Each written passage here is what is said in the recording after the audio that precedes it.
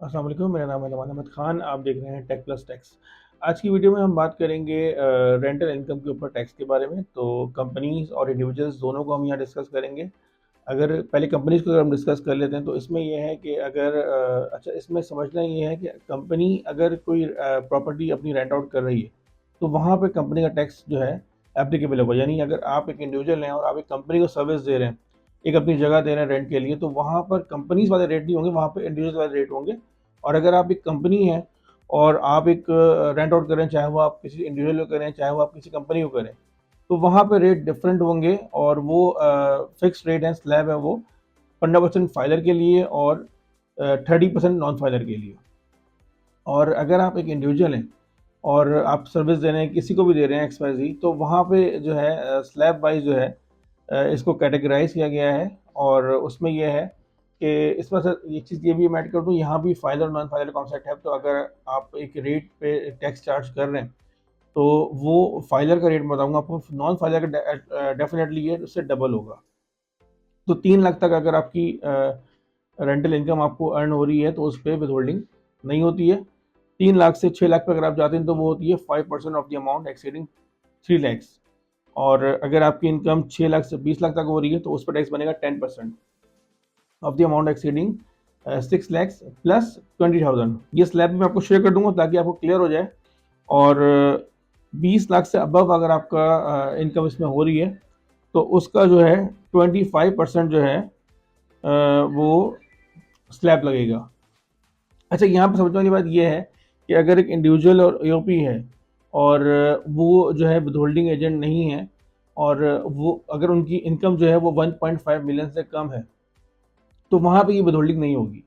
और अगर इसके बरक्स अगर कोई आप अगर विदहोल्डिंग एजेंट भी हैं और आपकी दूसरी जगहों पे भी टैक्सेस वगैरह कट रहे हैं तो यहाँ भी आपका टैक्स जो है विदहोल्डिंग इस पे होगी और आपको करनी होगी।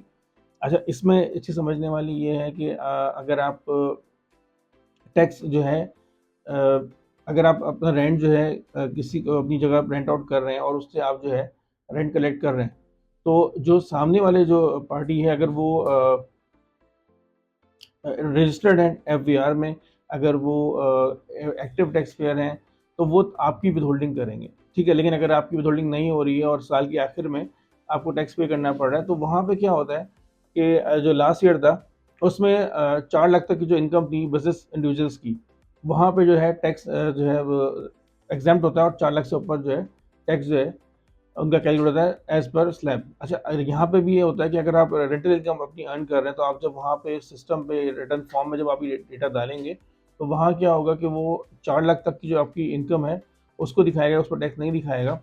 और उसके ऊपर जो 4 लाख के बाद जो स्लैब होगा वो स्टार्ट करेगा बिजनेस वाला। तो जो आप विदहोल्डिंग कर रहे होंगे और जो बिजनेस वाला स्लैब चल रहा होगा उसके एडजस्टमेंट होगी। हो सकता है कि आपका जो टैक्स अगर ज़्यादा बड़ी वैल्यूज़ पर नहीं गया हो तो आपका टैक्स जो है वो हो सकता है वो रिफंडेबल दिखा रहा हो वहाँ पर। लेकिन अगर आपका टैक्स उस स्लैब के हिसाब से उस एक्सीड करेगा तो फिर डिफरेंस आपने पे करना पड़ेगा। यानी ऐसा नहीं हो सकता कि आपने विदहोल्डिंग कर ली या किसी ने आपकी विदहोल्डिंग कर ली आपकी क्या कहते हैं रेंटल इनकम के ऊपर, तो वहाँ पे फिर आपको जो है टैक्स पे करना नहीं पड़ेगा। लेकिन फाइनल में हो सकता है कुछ डिफरेंस आपको एज पर बिजनेस स्लैब और रेंटल स्लैब के डिफरेंस का वो पे करना पड़े। और रेंट में एक बेनिफिट ये भी दिया है अभियान ने लास्ट ईयर, जिसमें उन्होंने 10% जो आपकी रेंटल इनकम थी उसको जो है उन्होंने लेस कर दिया है कि अगर आपकी कोई इस रेंट को हासिल करने के लिए अगर कोई खर्चे होते हैं तो उन्होंने उसको एक अमाउंट एक एग्रीगेट करके एक फिक्स करके 10% उन्होंने उसको लेस कर दिया है। तो इसमें ये बेनिफिट मिल जाता है कि जब आप उस फॉर्म पर जाते हैं तो वहाँ पे वो ऑटोमेटिकली उस अमाउंट को कम कर देता है थोड़ा सा, और आपकी जो टैक्स लाइबिलिटी है वो डेफिनेटली रिड्यूस हो जाती है। तो रेंटल की टैक्सेस के बारे में एक डिटेल वीडियो हमने आपको बना के दे दी है। इससे रिलेटेड कोई क्वेश्चन हो आपके, इससे रिलेटेड कोई क्यूरी हो या इसमें मज़ीद कोई चीज़ जो आपको क्लियर करनी हो, आपको कोई इसमें डिस्कस करना हो, अपना कोई आपको ऐसा कोई केस हो, कोई सिनेरियो हो जिसमें आपको कहीं कोई इशू आ रहा हो, तो आप हमें कमेंट कर सकते हैं। हम इंशाल्लाह आपका वो जो इशू है उसको रिजॉल्व करने की कोशिश करेंगे। और इंशाल्लाह इसी तरह टेक और प्लस टैक्स की वीडियोस हम बनाते रहेंगे। आप हमारे चैनल को सब्सक्राइब करें। इस वीडियो से इतना ही। अल्लाह हाफ़िज़।